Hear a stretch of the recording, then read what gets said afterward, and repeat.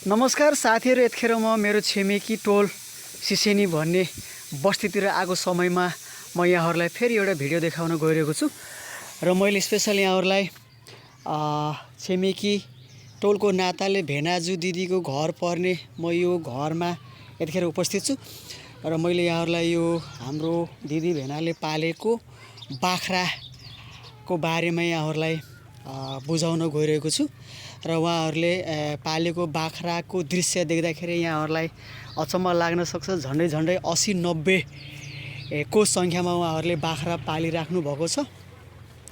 यसरी बाख्रा पाल्ने कामले गर्दाखेरि आफ्नो आत्मनिर्भर हुने किसिमको रोजगारी यो बाख्राले दिने गरेको छ र यसरी पुरै टाँगेर बाख्रालाई उहाँहरुले सुरक्षित तरिकाले राख्नु भएको छ। यो लगभग कति 6 वटा कोठामा बाख्रा पालिराख्नु भएको रहेछ। यहाँ देखिराख्नु भएको छ, यहाँ केही बाख्राको संख्या छ भने यतातिर फेरि अर्को बाख्राको खोर यहाँ मैले देखाइरहेको छु।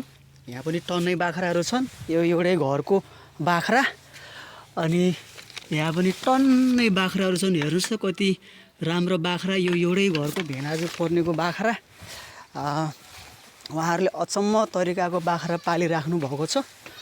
यहाँ पनि टन्नै किसिमको बाख्रा देखिराख्नु भएको छ।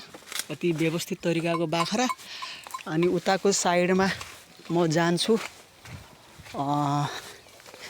यहाँ पनि टन्नै बाख्रा पालिराख्नु भएको छ।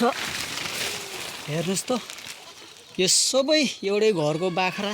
लगभग 6 वटा खोर रहेछ र हाम्रो यो दिदी भेनाको यो कामलाई हामीले सराहनीय मान्नुपर्छ। हस् त, धन्यवाद।